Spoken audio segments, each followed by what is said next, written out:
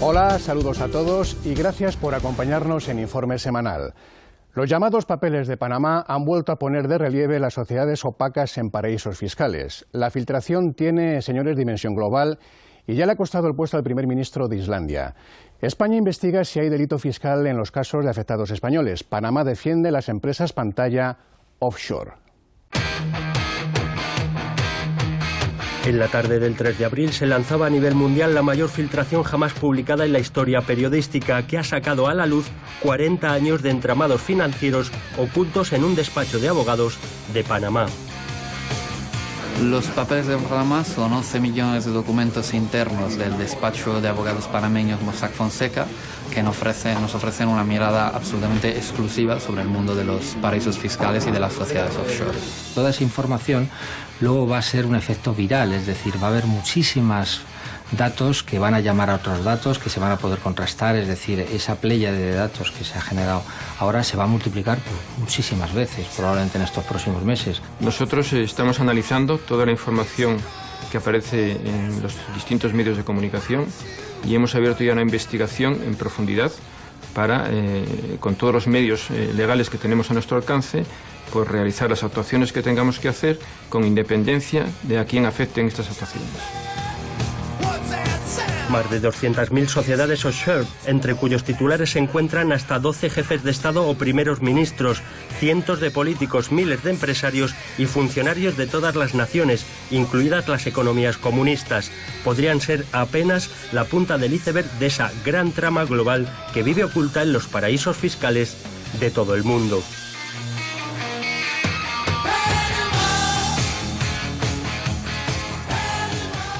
Nunca habíamos tenido una visión tan desde dentro, tan desde lo que es la fábrica de sociedades offshore, ¿no?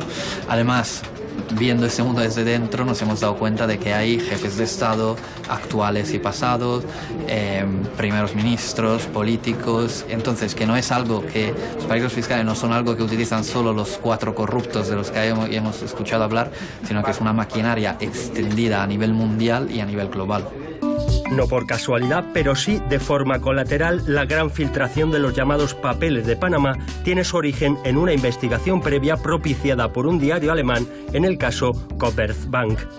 Se lleva a cabo una redada en el Commerzbank, que es el segundo banco de Alemania, porque se identifican cuentas de ciudadanos alemanes en Luxemburgo utilizando sociedades creadas por Mossack Fonseca.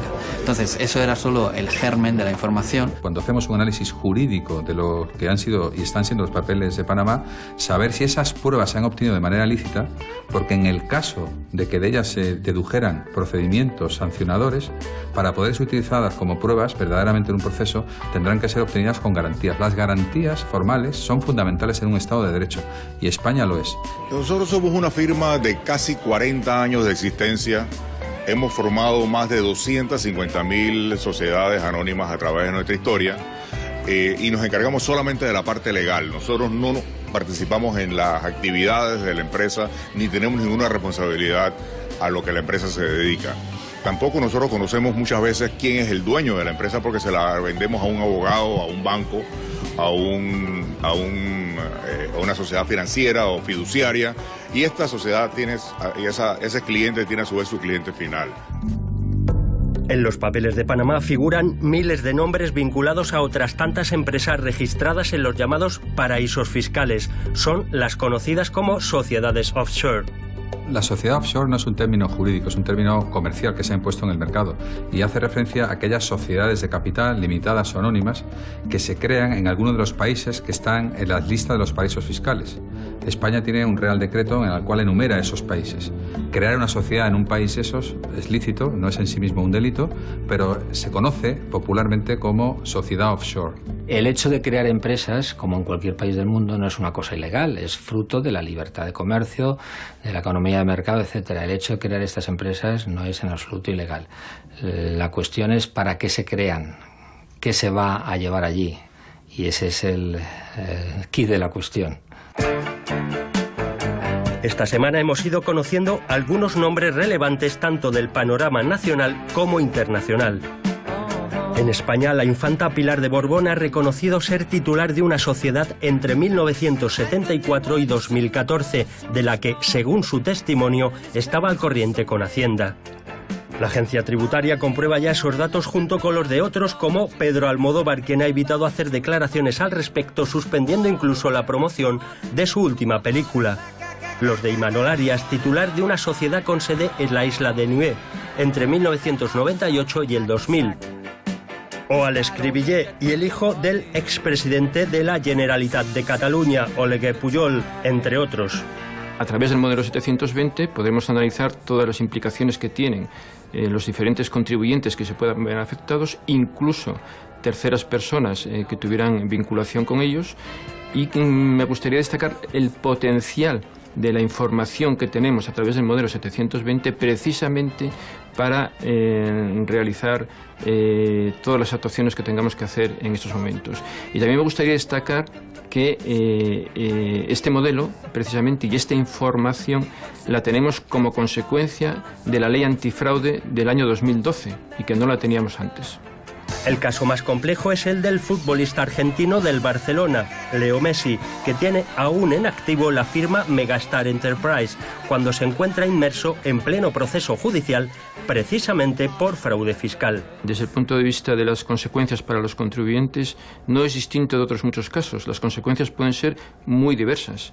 Imagínese, por ejemplo, que un contribuyente de los que estamos hablando estos bienes o derechos que tiene en el exterior los tuviese declarado en el 720 y las rentas declaradas en sus bases imponibles de los respectivos impuestos. Pues no tendría ningún problema. O supongamos un contribuyente que esos bienes y derechos en el exterior no están declarados y que además no declara, por supuesto, las rentas derivadas de esos bienes y derechos en sus bases imponibles de los respectivos impuestos, y que tiene un dolo, una intencionalidad clara, y que además tiene una cuota defraudada por encima de los 120.000 euros por periodo impositivo. Pues presuntamente podría ser un presunto delincuente fiscal y podría acabar ante los tribunales. No obstante, desde el Ministerio de Hacienda recuerdan que muchos de los españoles que aparecen en los papeles de Panamá podrían haber regularizado su situación fiscal en 2013. En aquel momento, 192.000 contribuyentes y empresas españolas en el exterior se pusieron al día con Hacienda. En la interminable lista internacional destacan personalidades tan importantes como el ya dimitido primer ministro de Islandia, tras conocerse que ocultó 4 millones de euros en las Islas Vírgenes. El premier británico David Cameron, el presidente ruso Vladimir Putin o el argentino Macri, además del presidente de China y prácticamente la cúpula del Partido Comunista Chino al completo. Con los principales dirigentes de la UEFA, Platini e Infantino implicados, el mundo del fútbol también aparece en unos papeles de Panamá que abarcan todo el orbe, desde Egipto, Andorra o Corea del Norte, hasta el régimen de Maduro y Chávez en Venezuela. En mayo se publicarán las bases de datos al completo, pero con ello no acabará la investigación, que más bien parece no ha hecho más que empezar.